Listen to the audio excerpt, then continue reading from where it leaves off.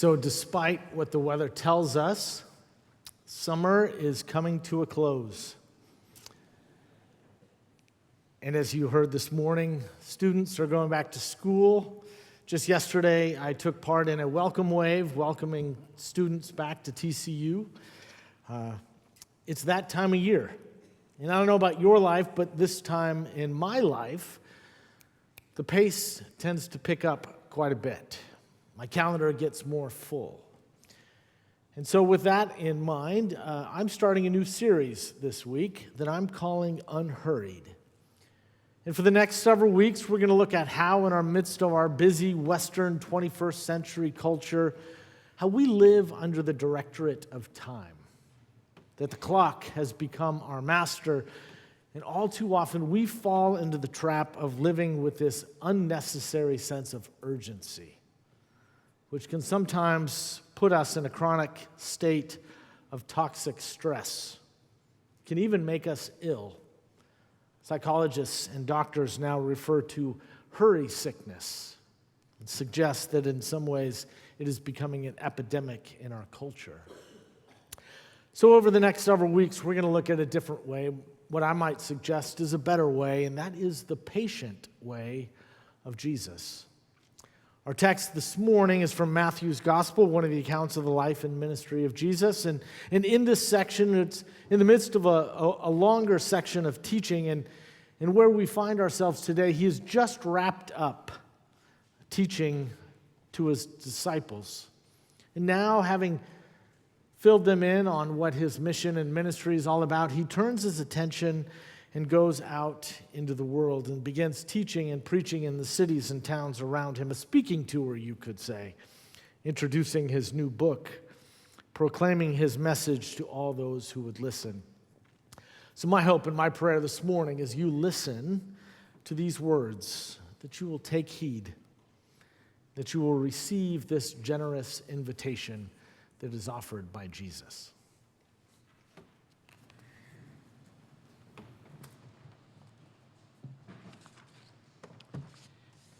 Our scripture lesson today comes from Matthew chapter 11, verses 28 through 30. Come to me, all you that are weary and carrying heavy burdens, and I will give you rest. Take my yoke upon you and learn from me, for I am gentle and humble in heart, and you will find rest for your souls. For my yoke is easy and my burden is light. The word of God for the people of God.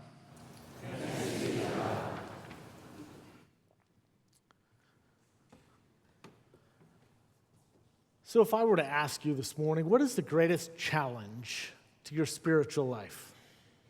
What is the enemy, to use a strong word? What is the enemy of your spiritual formation that stands in the way of your relationship with the holy? What stands in the way of you following Jesus in the way that you desperately want most? How would you answer that question? I suspect that I would receive as many answers as there are individuals in this congregation this morning. And I also doubt that hurry would be the default answer to many of us. It might not even make the top 10. But what I am starting to see, the more that I look into this, is that hurry is the thing behind the thing. It's the root problem that is underneath so many of the symptoms of toxicity that exist in our culture. What do I mean by hurry? Well, I would suggest that many of us live with this constant sense of urgency, a feeling that there's just not enough time to do all of the things that we want or that we need to get done. And all of that leads to this rushing, this hurrying, this racing from one place to another, which then leads into a low-grade anxiety, a sense of anger that is just below the surface. It's a lack of life, I guess you could say, an inability to be fully present in this world, whether it be to God, to the people around you, to your own life. Corrie ten Boom once said that if the devil can't make you sin, he'll make you busy. If the devil can't make you sin, he'll make you busy. And I think there's truth to that. Both sin and busyness have the exact same effect. They cut off your connection to God, to other people, and even to your own soul.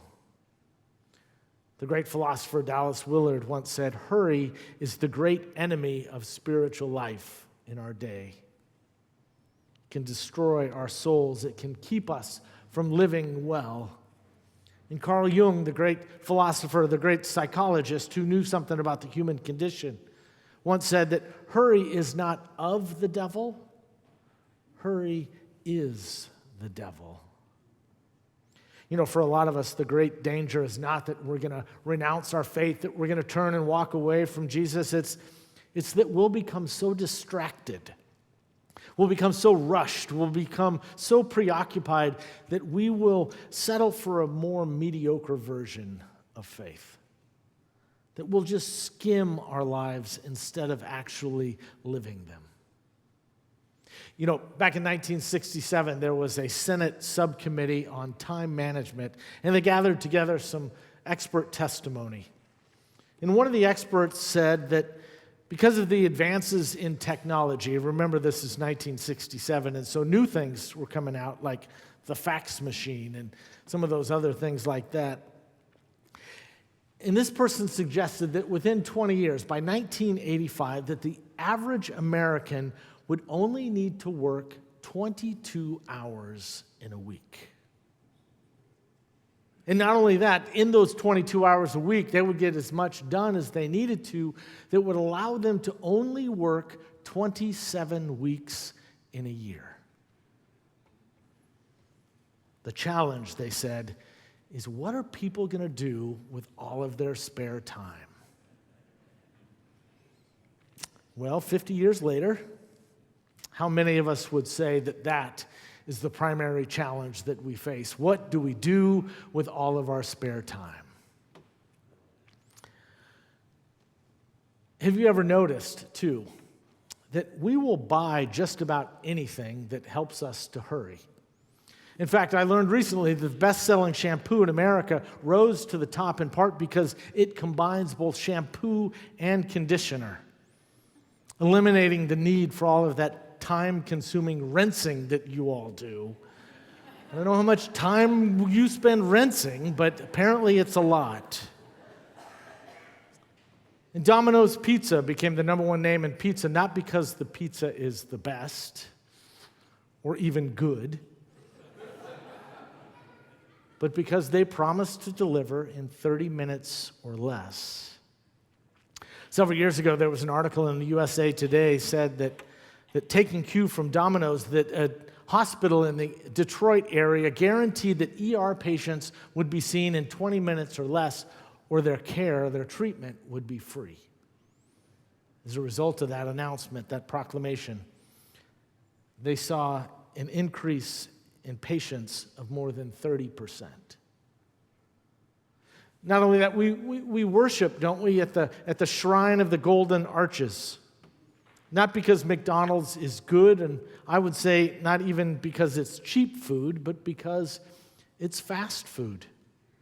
But even after we invented fast food, people still had to park their cars and walk in and order their food and take it to a table and sit together and eat. And we decided that took way too long, and so we invented drive-thrus so that we could eat in our cars the way that nature intended us to live. Have you ever noticed that in order to make things better, we oftentimes try to make them faster? We used to dial our phones, now we have speed dial. Now I'm going to date myself for just a minute, but those of you who are old enough to remember rotary phones, do you remember those? And anytime someone had a 0 in their number, you just would dread because you had to dial all the way around and wait for it to come all the way back, and you felt like a caveman. Do you remember what that was like? We used to have dialing, and now we have speed dialing. We used to date, and now we speed date. We used to listen to podcasts, but now we found out that we can listen to them at 1.5 or even double speed. Even things that are supposed to be slow, we try to hurry. I read recently of a gym in New York City that has started offering speed yoga classes at 5 o'clock on Monday through Friday. We live in a world that is stuck in fast forward. We are obsessed with speed, cramming more and more into less and less time. It's like a race against the clock. Carrie Fisher once said, "These days, even instant gratification takes too long." There's a Canadian journalist by the name of Unhurried that has written a book on all this, and he describes what I've been describing as a cult of speed. A cult of speed, that we have morphed our culture into busyness into a cult of speed. We worship everything that is fast. We worship hurry. And the worst thing is that we are so marinated in it that we can't even see it anymore. Heard a story not too long ago about 3 fish in the ocean. And one of the fish was an older fish, the other 2 were younger, and they sort of swam by each other, and the older fish sort of greeted the younger fish by saying, "So how's the water today?" And the 2 younger fish looked at each other and said, "What is water?" I would suggest that in many ways we live in a culture in which we are so marinated, we are so enriched in this that we don't even notice anymore. We're oblivious and unaware how it's affecting our health, our diet, our relationships, our environment, our community, and most importantly, I would suggest our spiritual lives. As a result of that, we are hurrying through our lives instead of living them. We have a fast life instead of a good life. And something tells me that this is not quite what God had in mind. You know, Jesus was well aware of this kind of problem in his day, and as we see, he would repeatedly withdraw from crowds and activities. And he taught his followers, which is us, to do the same. One time in Mark's gospel, he says, "Come away to a deserted place all by yourselves and rest for a while." And then Mark throws this little line at the end and says, "For many were coming and going, and they had no leisure to eat." I was convicted by this week as I sat at my desk eating lunch while working on this sermon. It's as if we take pride, we brag about how hard we work, how busy we are, to the point where we say, I don't even stop to eat. As if we somehow think that someday God is going to say, "Wow, well done, what a life you had. You were even too busy to eat. Well done."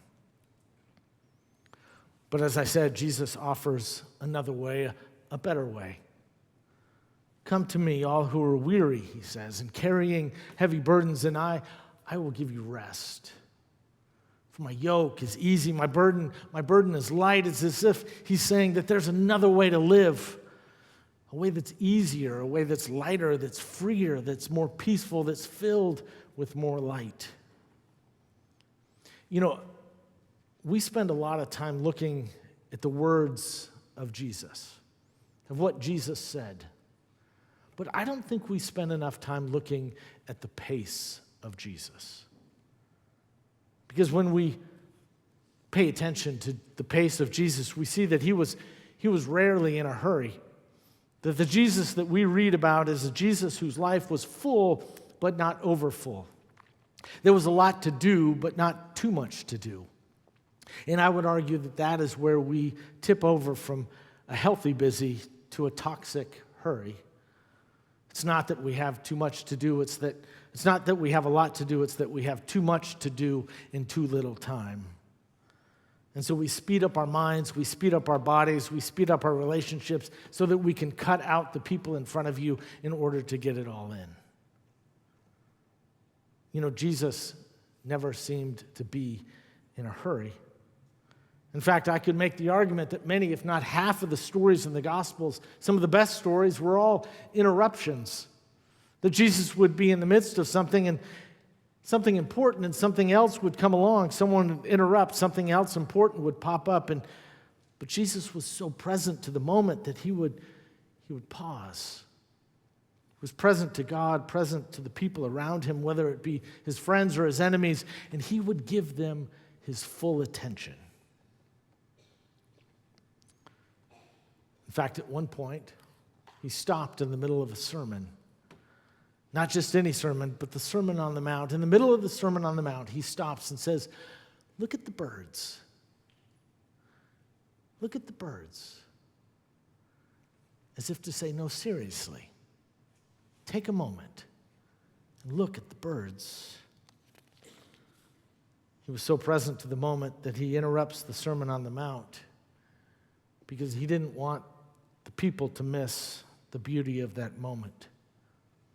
You see, I would argue that we are meant as followers of Jesus to live life to the fullest, to glorify God in our lives, but that happens best when we're rested, when we're at peace, when we're fully present people. Not when we're exhausted, tired, distracted, running from one place to the next. In fact, I would argue that we are at our worst when it comes to temptations, when it comes to people. We are at our worst when we are overtired. My worst moments as a husband, as a father, as a pastor, as a friend, as a neighbor, my worst moments are all when I'm in a hurry. Let me ask you this. How many of us have ever yelled at our kids to hurry up so that we can get to church on time?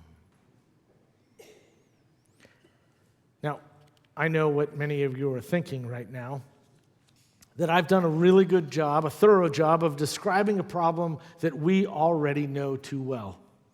And let me just say real quick, let me pause for just a moment and say that if this does not apply to you, if you're not hurried, if you're not in a rush, the only thing that I would say to that is, teach me.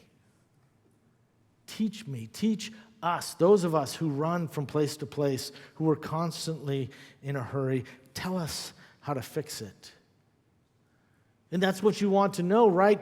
Everyone wants to know how to slow down. We just want to do it quickly. To that, I would say, be patient. Because that's what we'll be looking at for the next several weeks. What are some of the beautiful ways that we can resist, that we can step off the treadmill, that we can be more like Jesus? You see, I thought it was important to start with the problem so that we can then discover together how to slow down and how to be more present in each moment. But for now, this week, I want to give you an assignment. In the week ahead, in the days ahead, I want you to just notice.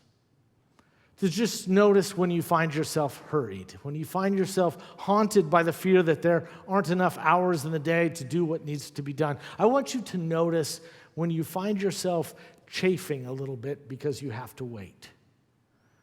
When you find yourself irritated because the person you're talking to won't hurry up and get to the point.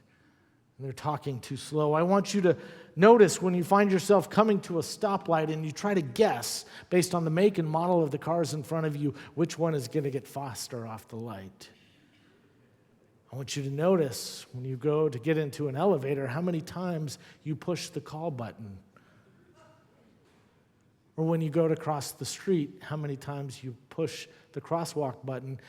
Spoiler alert, it only has to be one. But we tend to push it over and over again just to make sure. In fact, I also learned recently that the closed door button in an elevator, it's not connected to anything. It's complete placebo. It just does that in order to make us feel better, to feel like we're hurrying up the process. I want you to notice when you go to the grocery store and you go to the checkout line, and all of a sudden you find yourself counting how many people are in each line to figure out the fastest. And then you quickly do the math to figure out how many items each person has and multiply that by the amount of time. And then, please tell me I'm not the only one to do this. We then make a mental note of where we would have been if we got in that line, and then we race the invisible us. I want you to notice when you find yourself multitasking. Multitasking, for those of you who don't know, is doing multiple things at one time, which took too long to say, so we simply say multitasking. I want you to notice when you find yourself driving to work, eating breakfast, putting on your makeup, all while talking on the phone. I want you to notice when you're watching TV, but also scrolling on social media, eating dinner, and trying to have a conversation with those around you. I just want you to notice, to become aware. And secondly, I want you to prayerfully consider how your worshiping at the cult of speed is impacting your ability to follow Jesus. You know, there's this great metaphor that we use all the time. That person is walking with Jesus. They've got their life figured out. They're walking with Jesus. And if somebody is sort of backsliding a little bit, as they say in the Baptist church, they're walking away from Jesus. But nobody ever says they're walking ahead of Jesus. Yet I would argue that that is a great metaphor for how many of us lead our spiritual lives. We're several steps ahead of Jesus, turning around saying, "Come on, buddy, catch up." You cannot follow someone of whom you're faster than. So the question that I want you to wrestle with is, are you following Jesus? Are you walking with Jesus, or are you ahead of Jesus? And friends, may God bless us in the days ahead. May God give us the courage and the patience to slow down and to live at the pace of Jesus.